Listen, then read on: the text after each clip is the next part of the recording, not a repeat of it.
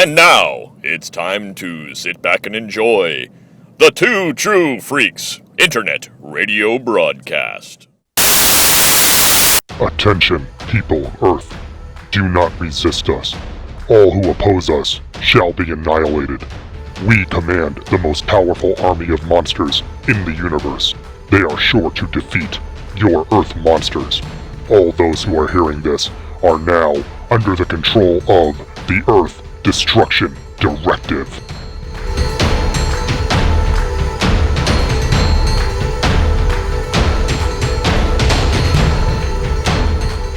Hello everyone and welcome to Earth Destruction Directive. I am your host as always, Mr. Luke Giaconetti. I'd like to thank everyone for downloading and listening to the show today. Hope everyone enjoyed our last episode where we took a look at Gamera the Brave, the latest Gamera film, and kind of a different and sort of traditional Gamera film at the same time. So today we are going another movie, but we are jumping way back. We are going into the Showa era, and we are taking a look at Atragon all the way from 1963, featuring the legendary flying submarine Gotengo, and of course, the dragon monster Manda. But before we get to that, we do have some news, so let's jump right into it. The Godzilla -1 trailer has had a Daikaiju-like release on YouTube, with the video from Toho's official YouTube channel having reached an astounding 7.7 million views in only 3 weeks.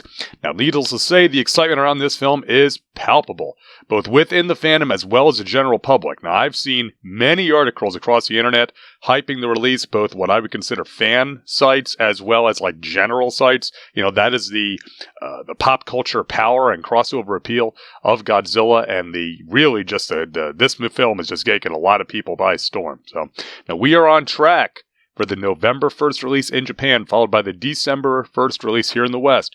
So I expect Toho to keep the promotion train rolling as we move here into the fall for Godzilla -1.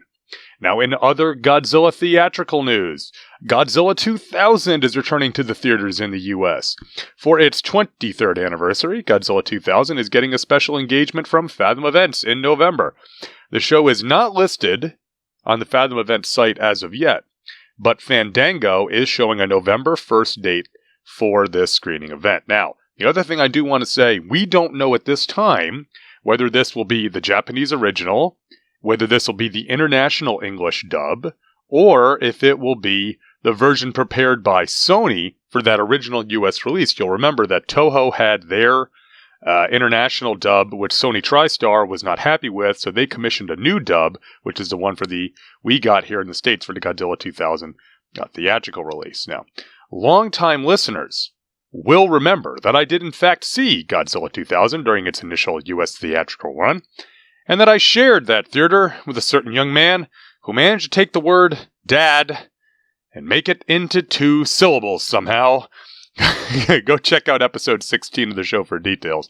And once I hear more info on this special event, I will post either on my social media or here on the podcast. So please keep an eye and an ear out for that one. Now, in Ultraman news, Battle Kaiju Series 02, Ultraman vs. Alien Baltan, is coming to Blu-ray from Mill Creek this December.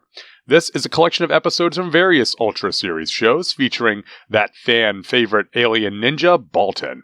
Now, since I have all the Mill Creek releases, the chances are I already have all these episodes, but still a cool sounding set, especially as a way for Mill Creek to continue to put out new Ultra boxes even as they are actually running out of material to release.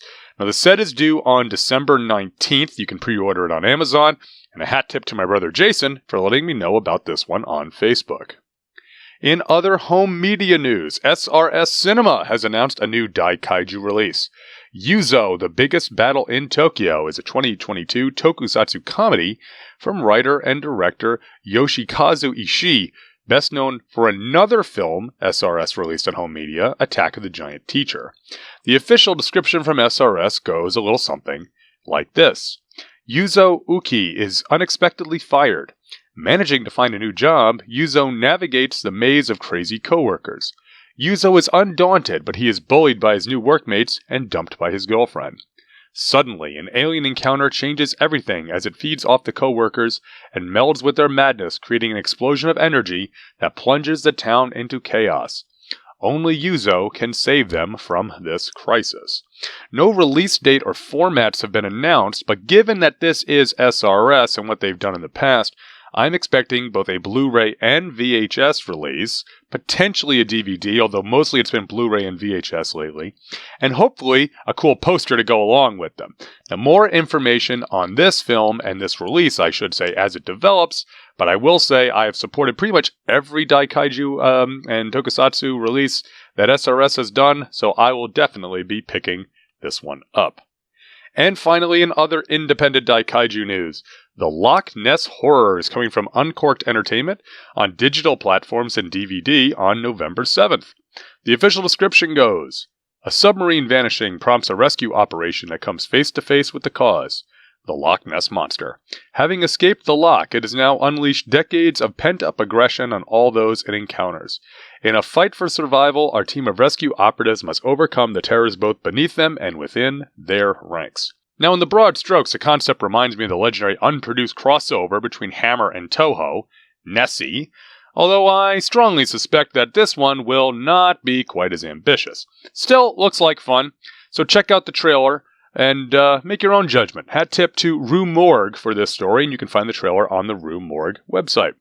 Alright, that's all I've got for news. If you've got any news that you think is of interest to the listeners here at Earth Destruction Directive, why don't you go ahead, send it to me, earthdestructiondirective@yahoo.com. You can also tag me on Facebook or Twitter or X, whatever we're supposed to call that now. And if you send along some information that we use on the show, I will be sure to give you credit when I use it. Alright, that's all I've got, folks. So now we're going to take a quick break. We're going to go fishing in the river of life. And when we come back, it's time to be all bound for Moo Moo Land because we are going to be talking about Atragon right after this.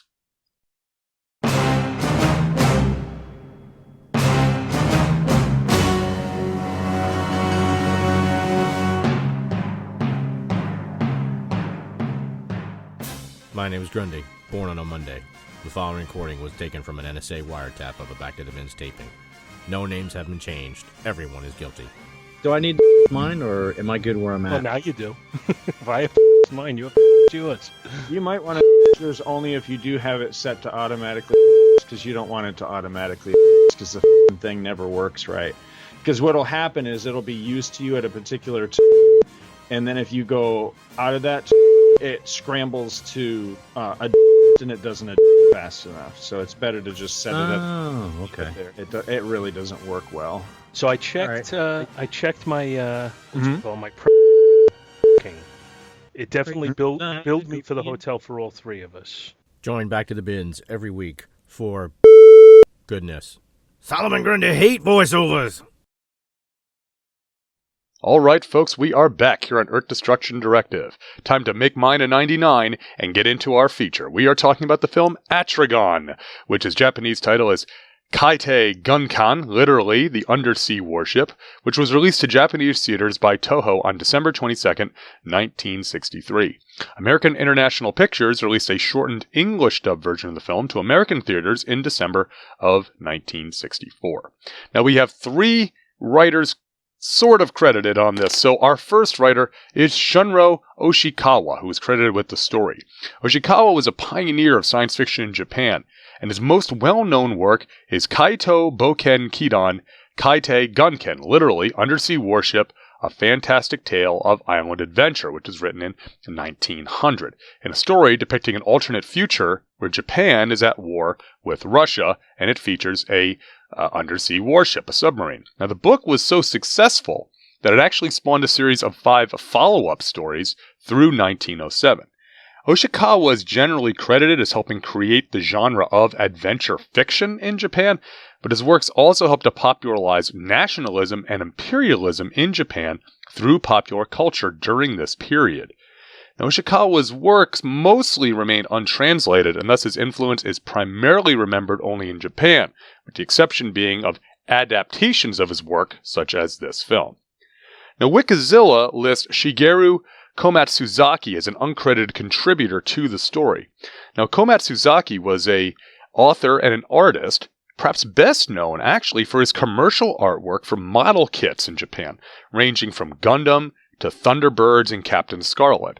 Komatsuzaki also wrote science fiction and adventure novels and worked for Toho as a production designer, films such as The Mysterians and Battle in Outer Space.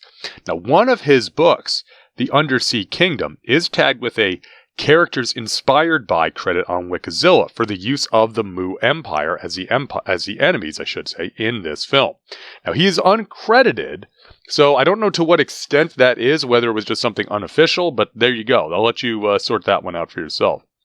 And last but never least, we have Shinichi Sekizawa on the script. Very familiar name to Toho fans, Sekizawa was one of Toho's most prolific writers and helped shape the very basis of the Daikaiju genre during the Showa era. Now, by this point in 1963, Sekizawa had written Varan, Battle in Outer Space, the obscure Secret of the Telegion, one of the supposedly lost films, Mothra, King Kong vs. Godzilla, and The Lost World of Sinbad, aka Samurai Pirate, a tokusatsu fantasy, which I've never seen and sounds amazing. Now, Sekizawa would go on to continue working for Toho through the early 1970s and is rightfully very well remembered for his many contributions to the genre. Our special effects are by Eiji Tsuburaya, unsurprisingly given the time frame. Tsuburaya was the granddaddy of tokusatsu special effects and worked on essentially every tokusatsu film Toho had produced to this point, starting with Gojira in 1954 and giving the world beloved additional monsters like Rodan and Mothra. Tsuburaya would continue to work as the top effects man for Toho for a few years after this, before also launching his own production house and creating a little series, you might have heard of it, it's called Ultraman. Now, always welcome, of course, to see Eiji Tsuburaya in the credits, and this is no exception here. Our director is Ishiro Honda, again, unsurprising at this stage for Toho. Now, at this point in 1963, Honda had directed Gojira, Half Human, Rodan, The Mysterians, The H-Man, Varan, Battle in Outer Space, The Human Vapor, Mothra, Gorath, King Kong vs. Godzilla, and Matango. And let's think about this, that's only about half of his genre output. And just look at that murderer's row of movies that this man directed. Clearly, Toho was putting their A team on this picture, as we can see from the crew that we discuss. Finally, our producer is Tomoyuki Tanaka. I couldn't not mention the longtime producer of Toho genre films. Tanaka's name is synonymous with the studio and their output, as he was involved on the production side for 5 separate decades, right up until his death in 1997. Always good to see Mr. Tanaka. So, our synopsis comes straight from Wikipedia, and it goes a little something like this. While on a magazine photo shoot one night, photographers Susumu and Yoshida witness a car drive into the ocean. While speaking with a detective the next day, they spot Makoto Jinguji, daughter of the deceased Imperial Captain Jinguji, who is also being followed by a suspicious character. Her father's former superior, retired Rear Admiral Kusumi, is confronted by a peculiar reporter, who claims contrarily that Captain Jinguji is alive and at work on a new submarine project. The threads meet when a mysterious taxi driver attempts to abduct Makoto and the Admiral, claiming to be an agent of the drowned Mu Empire. Foiled by the pursuing photographers, the agent flees into the ocean. During another visit to the detective, a package inscribed Mu arrives for the Admiral. Contained within is a film depicting the thriving undersea continent with its own geothermal sun, and demanding that the surface world capitulate and prevent Jinguji from completing his Atragon submarine named Gotengo. The UN realizes that Gotengo may be the world's only defense and requests that Admiral Kusumi appeal to Jinguji. Concurrently, Makoto's stalker is arrested and discovered to be a naval officer under Jinguji. He agrees to lead the party to Jinguji's base, but refuses to disclose its location. After several days of travel, the party finds themselves on a tropical island inhabited only by Jinguji's forces and enclosing a vast underground dock. Eventually, Captain Jinguji greets the visitors, though he is cold towards his daughter and infuriated by Kusumi's appeal. He built Gotengo, he explains, as a means to restore the Empire of Japan after its defeat in World War II, and insists that it be used for no other purpose. Makoto runs off in anger, later to be consoled by Susumu. Gotengo's test run is a success, the heavily armored submarine even elevating out of the water and flying above the land. When the captain approaches Makoto that evening, they exchange harsh words. Again, Susumu reproaches the captain for his selfish refusal to come to the world's aid. After Makoto and Susumu are captured by the reporter and the base crippled by a bomb, Jinguji consents to Kasumi's request and prepares Gotengo for war against the Mu Empire. The Empire executes a devastating attack on Tokyo and threatens to sacrifice its prisoners to the monstrous deity Manda if the Gotengo appears. The submarine appears, pursuing a Mu submarine to the Empire's entrance in the ocean depths. Meanwhile, Susumu and the other prisoners escape their cell and kidnap the Empress of Mu. They are impeded by Manda, but soon rescued by Gotengo, which then engages the serpent and freezing it using the Absolute Zero cannon. Jinguji offers to hear peace terms, but the proud Empress refuses. The captain then advances Gotengo into the heart of the Empire power room, and the sailors disembark and freeze the geothermal machinery before successfully escaping to the surface. This results in a cataclysmic explosion, visible even to those on deck of the surface submarine. Her empire dying, the Mu Empress abandons Gotengo, and Jinguji and company, looking on, swims into the conflagration. Now, Atragon is one of those films where I had read about it for many years before I actually saw it. Now, despite supposedly being in rotation on US TV during my lifetime, I personally have no memories of ever encountering it on television, and the film was not released on VHS in the US. As such, it for many years was a glaring blind spot for me among the Toho films, especially since it does introduce a Godzilla series character in Manda. One thing I do want to mention, despite the name of the film being Atragon here in the US, and the US dub calling the submarine Atragon, I'm going to refer to the submarine by its much more common Japanese name, Gotengo. Now, there is a theory that the name Atragon was intended to refer to Manda, a portmanteau of atomic and dragon. But I don't think there's any actual evidence to support this theory, so I think that might just be some kind of fan logic there. Now, on the surface, Atragon sounds like a juvenile action-adventure sci-fi flick. The crew of a super-powered flying submarine battles the mythical Mu Empire and their dragon god Manda. And on a certain level, this is a completely true statement, as the film can, in fact, be consumed on that level. But much more telling is Sekizawa's choice to adapt the source material's turn-of-the-century mentality and bring it in line with Showa-era Japan's values, specifically regarding nationalism and imperialism. This choice makes the film much more thoughtful than a simple action epic, but it also does bring along a particular set of baggage which can be harder to digest as a viewer. Looking at Atragon now as an American in 2023, some 60 years after and halfway across the world from when and where the film was made, it can be difficult to grasp the nuances of the socio-political commentary which populates Sekizawa's script. Now sure, we have our own tendencies to both of these sentiments here in the West, but there is definitely a bit of outside looking in here compared to what I presume a native viewer would experience. Post-war Japan's rapid growth and desire to become a team player on the world stage is a key thematic element of many Showa-era films from Toho. But in Atragon, this is played almost from the reverse angle. Captain Jinguji is a throwback or an anachronism, a man out of step with the current political and social norms, who finds his own values strongly and sorely tested. In effect, this is the story of Jinguji learning to, if you'll pardon the expression, read the room, and reconcile his own strongly held beliefs with the modern zeitgeist of his homeland. Jinguji is far and away the most important as well as the most interesting character here. He presents an argument which is both understandable as well as frustratingly narrow at the same time. He and his crew created the Gotengo to protect Japan, and as a patriot, he does not feel that it is his responsibility to police the rest of the planet, as his duty is to his country. Now, as a self-described patriot myself, I very much can identify with this desire for a limited scope. In this case, why should Japan solve the world's problems? Now, this is counterpointed by the fact that the Mu Empire is a threat to the entire world, including Japan.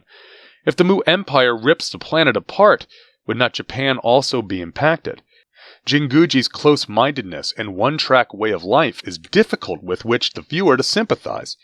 While Jinguji does come around and agree to deploy Gotengo to stop the Mu Empire and be a good global citizen, his initial stubborn refusal is a unique motivation at this stage in the Showa period, especially from a studio like Toho. Now, many times the villains or other obstacle characters in a Showa film reflect the negative aspects of modernization of Japan, capitalistic greed being a common theme, or ecological disaster in the name of progress. With Jinguji, though not a villain, the obstacle, however, comes not from modernization, but rather from tradition. It is a different approach from Sekizawa, and I do appreciate that he does have Jinguji be redeemed in the end, not only putting aside his outdated notions, but also reconciling with his daughter and moving forward into a new world. Now compare this redemptive arc to the Mu Empress. So devoted to her singular worldview, she chooses to sacrifice herself to the roiling sea, rather than accept her way of life is gone. It's another intriguing choice for Sekizawa to have the villain go out on their own terms, rather than be hoisted by their own petard, as is often the case for Showa villains from Toho movies. The other characters in Atragon, however, do not hold up as well, as they are mostly there seemingly to move the story to get us introduced to the reclusive Jinguji. Susumu and Yoshido, seemingly our protagonists, don't have a whole lot to do other than move from place to place, and serve as a fairly goofy way to introduce us to Makoto. The fact that they shoot pictures for magazines is not of use to the plot beyond having them be out in the middle of the night to witness the first Mu agent driving his car into the ocean. Usually Sekizawa has characters' professions be something useful to the overall plot, such as a reporter or a scientist, or even Sakurai being a drummer from King Kong vs. Godzilla, but that's not the case with these two.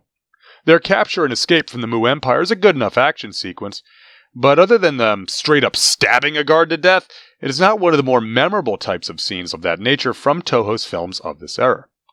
Makoto herself is similarly not given much to do in this story, which is both unfortunate and ultimately not surprising, as heroic girls in Toho films of this period are often quite well behaved, with the better roles often reserved for the villainous girls.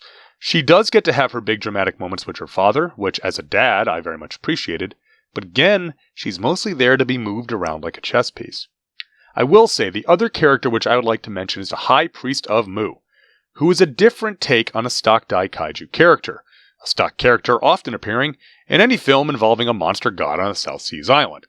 While the High Priest in this scenario is often an obstacle for the heroes to overcome, such as in Mothra vs. Godzilla from 1964, the priest here is a straight-up bad guy, deliciously savoring his coming revenge on the surface world and vigorously leading the massive and choreographed prayers to Manda.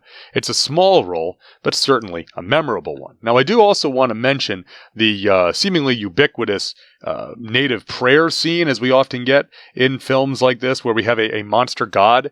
And, somebody call Tammy Wynette, because that's what they need for this scene, if you know what I'm talking about. They are definitely all bound for Moo Moo Land. They're justified and they're ancient. And I didn't see an ice cream van, but I can only assume, right? So, anyway. The other thing I do want to mention here is that there is a whole bunch of familiar faces in the cast. Now, I'm just going to rattle these off. We've got Tadao Takashima, Jun Tazaki, Kenji Sahara, Hiroshi Koizumi, Akihiko Harada, Yoshibumi Tajima, and Hideo Amamoto, all in this film. And if you're a fan of Showa Toho films, you will recognize every single one of these folks, even if you don't recognize their names when I read them. As soon as you see their faces, you know who I'm talking about. In this sense, with Atragon being made when it was, and being a definite A picture, as I said, they pulled out as many stops as they could, and it is clearly reflected in the cast. They wanted this film to be a success. Now for me, ultimately, the biggest problem with Atragon really comes down to the pacing. There's a lot of story and exposition in the first half of this film, and most of the characters who are there for that portion of the film are not the most exciting ones. So we end up sort of marking time until we meet Captain Jinguji, and then it still takes a little while for the pace to pick up after that. I must say, once things get started in that last act, the action becomes almost breakneck, with Gotengo battling Manda, as well as the Mu Empire fleet, the sailors infiltrating the Mu Empire to destroy their generators. So the film does end well, and it perks up the audience, but there's an awful lot of talking to get us to that last act. As I said, I never saw this one as a kid, so I do wonder what preteen Luke would have thought of this. I suspect it would not have been in heavy rotation compared to some of its other fellow films from the same era. Now, one area that I don't think Atragon can be really criticized too harshly is the special effects as directed by Eiji Tsuburaya. The biggest and most notable effects creation is clearly the Gotengo itself. 5 different models were used for Gotengo, ranging from 30 centimeters, about 1 foot, all the way up to a whopping 4.5 meters, which is nearly 15 feet long. Now, that large-scale Gotengo had both radio-controlled and manually controlled elements and was big enough to fit an effects tech inside for some shots. The Gotengo remains one of the most singularly striking and beloved piece of mecha from the entire Daikaiju genre, and was so venerable that other craft were either directly or indirectly inspired by its design, including, of course, the Goten from War in Space, which you can hear in Gaiden 20, or the modern-day Gotengo from Godzilla Final Wars, which you can also hear in Episode 75. You might also want to take a look at the space battleship Yamato from Star Blazers. If you go check out Anime Freaks, elsewhere on Two True Freaks, I got a strong suspicion a lot of that's based on Gotengo also. Now, we get many loving shots of Gotengo in this film, both when it is being launched, as well as when it is in action, which will definitely please the mecha fans in the audience. I was reminded sort of the scenes in Star Trek The Motion Picture, where we get all the long, loving shots of the new Enterprise, kind of the same idea. You want to see the Gotengo, you get to see the Gotengo. Gotengo's opponent is, of course, the monster god Manda, which I keep jumping back and forth between Manda and Manda. I think it's supposed to be Manda. Now, being primarily based off of a Chinese dragon, only, of course, much more immense in scale. Now, initially, Manda was going to be a giant snake, and his name was simply Mammoth Snake, and then later, Mammoth Serpent. Now, blame the Chinese zodiac for Manda becoming a dragon, as the following year was the Year of the Dragon, so the choice was made to make him more dragonine.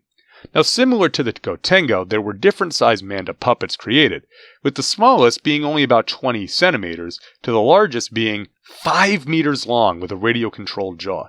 I mean, 5 meters, that's over 15 feet long. That is a big dragon. Now, Manda himself, he's somewhat misleading as a monster. Because of his odd body shape, it makes him seem slight or even fragile. But the sheer length of him, and the fact that Gotengo is similarly a very long horizontal shape, it makes him really impressive when you look at him. The largest scale puppet, it's extremely well detailed. There's wonderful reptilian scales and bristling fur on his back, plus these big, almost feline-like eyes. It really gives him a lot of personality.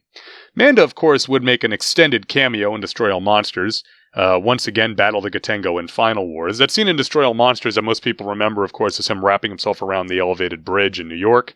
He doesn't take part in the battle at the end. I'm not sure how Manda would have really worked. The thing also about Manda is I think he works better in the water than he does on land, right? I mean, he looks okay in Destroy All Monsters, but he looks much better here, I think. The puppetry needed to bring such a unique shaped monster to life is impressive, and once again, very indicative of Tsuburaya's crew's ability to handle marionette monsters well, which we had previously discussed on this show when it comes to bug monsters who will appear later in the series, such as Kamakura's Okumanga. Oddly enough, Manda is a favorite of my older daughter from his appearance in Destroy All Monsters, as well as his stock footage appearance in All Monsters Attack. I suspect that this is because my daughter is a big fan of snakes, and this is the closest we have to a straight-up snake monster. Now, she is similarly a fan of Zigra from the Gamera series because of her love of sharks. She was legitimately excited when I told her that Zigra was coming back for the new Gamera Rebirth anime, even though we haven't watched it yet. Now, beyond the Gotengo and Manda, other solid effects work abounds in this film. When the Mu Empire attacks Tokyo, the destruction of the city is fantastic, reminding me of similar sorts of city-wide carnage from films like The Mysterians or Gorath. Now, these scenes of the city being ripped apart do certainly sell the complete threat of the Mu Empire. On the flip side, when the soldiers infiltrate Mu and start blasting everyone with their Zero rifles, there are several very well-assembled composition shots, with sailors and physical elements of the set blended well with models to create the illusion of the team running among huge equipment.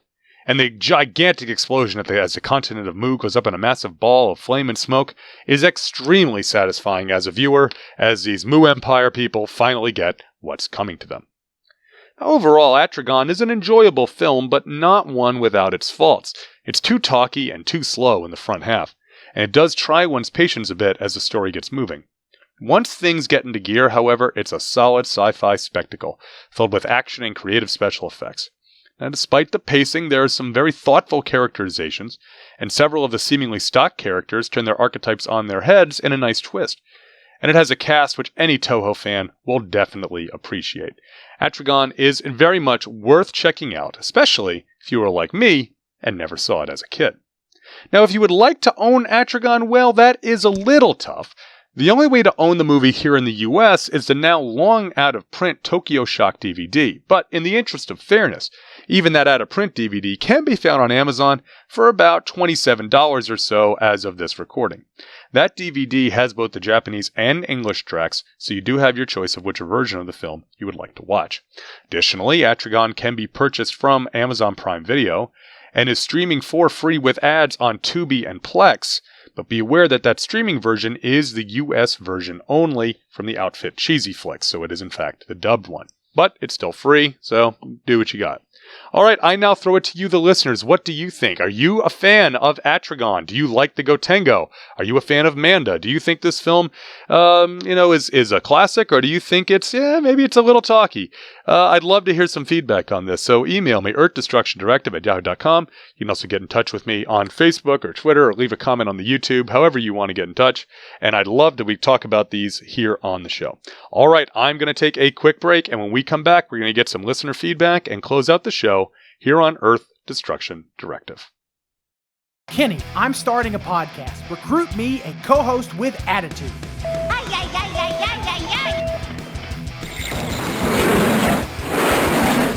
What the heck? I thought we put that teleporter in storage. Michael?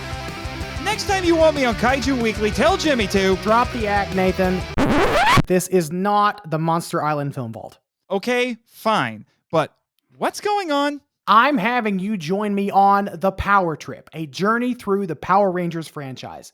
It's a podcast version of the article series I'm writing for Kaiju Ramen magazine. Oh, interesting. We'll spend a year analyzing the Power Rangers franchise, dedicating an episode to each season and movie. Ah, I see. So we'll be doing an overview and talking about them in broad strokes. Exactly. We'll discuss Ranger teams, the villains, the theme songs, and so much more. Can we give out fun awards for stuff like the best fight scene and the craziest moments like I do on Henshin Men? You bet. More phenomenal! When do we start? We drop episodes every 2 weeks starting Tuesday, January 4th, 2022. You know what that means, Michael. It's morphin' time.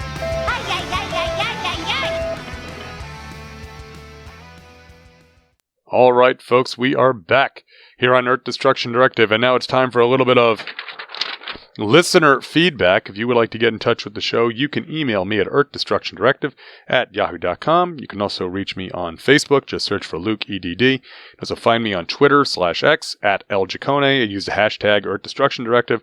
Or you can find me on YouTube. Just search for Earth Destruction Directive. So our email this time comes from my good friend Billy D., host of the Magazines and Monsters podcast, and Billy writes about episode 119, which was our Gorgo comic, and Billy writes, "Hey Luke, just timing in to say I've actually never read Gorgo. I've seen the movie and I think it's a good bit of fun. I think Guanondaland published a complete Gorgo, but I could be wrong. Thanks for the fun episode. Look forward to more and collaborating. Cheers, Billy D." Well, first off, thanks, Billy. Yes, first off, I do want to say thank you for writing in. Appreciate that. And yes, I have had a lot of fun collaborating with you on various things over the past year, 2 years or so. And I know we've got some stuff coming out as I'm recording this that have not quite hit your airwaves yet, so looking forward to that as well. I think you're right. I think that there is an outfit that's done a series of volumes to do the complete Gorgo, not one, but I think like a couple of different volumes. The ones I'm familiar with, I have the ones from the Kickstarter where there was the one where it was the Steve Ditko Gorgo, and now that one wasn't a Kickstarter. That one was from Abe Books, I think, or something like that. And they also did a Conga. They did a Steve Ditko Conga volume. And then there was like the one that was like the Joe Gill, the Ditko Gorgo as well. So some good stuff there. And yeah, I mean, you can read all those Gorgo comics because they're all in the public domain. So if you go to Comic Book Plus or there's a couple other sites you can go to, they're all it's free and legal to read. So Gorgo is a fun movie. I like it. It's funny. I've had a lot of Gorgo content on the podcast between that comic and then the doing the new 4K from Vinegar Syndrome, which we covered on the YouTube. But I haven't actually done the movie yet. So I guess at this point, I'm going to have to do it. I had been trying to get a guest on to do that one because of the origin of the film as well as the Steve Ditko connection. Don't know if that's going to happen, so we'll see. I have to take a look. We'll have to plan out the next couple of years and get Gorgo in there. So anyway, thank you very much for writing in, Billy D. Appreciate to hear from you. As I said, folks, would love to get some feedback. We are getting a little bit low on the email bag, so any thoughts you have, if you ever want to hear your name on a podcast, writing an email is a very good way to do it. Right. So I want to give some thanks to Social Media Love for the last episode, which came from Jason Giaconetti, my brother, host of Bots, Bugs, and Babes. Derek WC from the Fanholes podcast. Tim Elliott, Gene the Podcasting Machine Hendricks. Billy D himself, a.k.a. Doc Strange. Just heard his email. Well, he's also supporting us on the internet. My good friend Adam Tebow, Brian Severe, Robert Ludwig, the most insane man among us, Siskoid, Sir Martin Gray, the Two True Freaks Podcast Network, and Professor Allen of the Relatively Geeky Podcast Network. Thank you, everyone, for those likes, shares, retweets, reposts, whatever it is they call them now on X/Twitter, because it's not a retweet anymore. As I said many times, a podcast, it's a labor of love, so getting that bit of feedback out there, getting that, sharing that link so that other people can maybe get find it, get exposed to it, it means all the world to me, and I really do appreciate everybody doing that, and hope to continue to see those great social media engagements. So thank you, everyone, for that. Now, the other thing I do need to say, we talk about this on every episode, and it's still true, is I do want to let everyone know that Earth Destruction Directive is, of course, for everyone. You are free to interact with this show in any way that you feel comfortable. If you want to be part of the Daikaiju community, you are welcome to do so here. If you're a newbie, if you're a veteran, if you only really like one monster, I mean, I think we could probably agree that there's other monsters have good traits, but if you only really like Rodan, hey, that's cool. We'll talk about it here. We're not here to gatekeep. We're a show for the people. All are welcome at Earth Destruction Directive. All right, so we've come to the end of an episode, and so now, of course, we must be looking forward. And so October is ostensibly Horror Comics Month. Not ostensibly, it is Horror Comics Month, and I'll often do a comic book just to cover that base and do some comics for Horror Comics Month. So we have a comic book series that we're going to be talking about from IDW. We're doing their Godzilla Oblivion miniseries. Very excited to have to revisit this one. The thing with a lot of these IDW books is that I read them and I enjoy them, and then they get bagged and boarded, and I don't usually revisit them until I cover them here on the show. So I'm very much looking forward to this one. This miniseries itself is not collected. It is. I think it is. There is a collection, but if you're on Hoopla like I am, it's not collected by itself. It's in one of the larger collections that they have there on Hoopla for Godzilla, so you can find it. I'm trying to look up. I'm going to vamp for a second while I look up on Hoopla which collection it is that has Godzilla Oblivion, which, as I said, is a 5-issue series from IDW, published a couple of years ago. Let's see.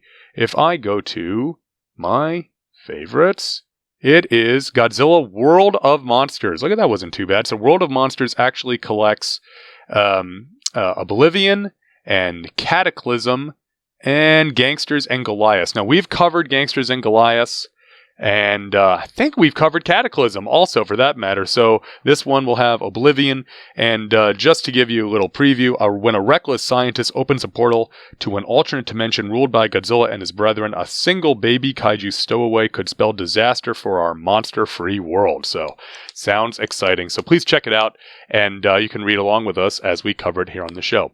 All right. That's all I've got. I want to thank everybody for listening. Again, remember, you can find Earth Destruction Directive at twotruefreaks.com. So if you just go to Two True Freaks to find all episodes there. You can also find me on Facebook as Luke EDD. You can find me on Twitter/X at LJacone, LJACONE, or use the hashtag Earth Destruction Directive. You can find me on YouTube. Just search for That's right, Earth Destruction Directive, and you can find it. All right, everybody, thank you very much for listening. I hope you enjoyed us talking about Atragon. I hope you enjoyed all my KLF references. After you listen to this episode, go listen to Justified and Ancient by the KLF. It's one of my favorite songs of the 90s. And, Moo Moo Land. That's all I got to say. All bound for Moo Moo Land. And please come back next time when we're going to talk about Godzilla Oblivion for October. And until next time, keep 'em stompin'. This has been Earth Destruction Directive, a Daikaiju podcast, produced and created by me, Luke Giaconetti, as part of the Two True Freaks Internet Radio Network, available at twotruefreaks.com. This is a fan work celebrating the history and culture of Japanese giant monsters. All movies, TV shows, comic books, characters, and other intellectual property is copyright their respective copyright holders, and no infringement is intended or implied. If you would like to send an email to the show, you can email me at earthdestructiondirective@yahoo.com. I try to respond to all emails, and if you send in some comments, I will read them on the show. All episodes of Earth Destruction Directive can be found at twotruefreaks.com. You can also find the show on your favorite podcatcher. Just search for Earth Destruction Directive. You can even leave a review on your podcatcher of choice if you'd like. You can find me on Facebook. Just search for first name Luke, last name EDD. You can also get in touch with me on Twitter. Just search for the handle @LJacone. That's LJACONE. The theme song for this podcast is Future Gladiator by Kevin MacLeod, downloaded from Incompetech.com, licensed under Creative Commons by Attribution 4.0 license. Thanks for listening, and be sure to come back next time for more city-stomping fun here on Earth Destruction Directive.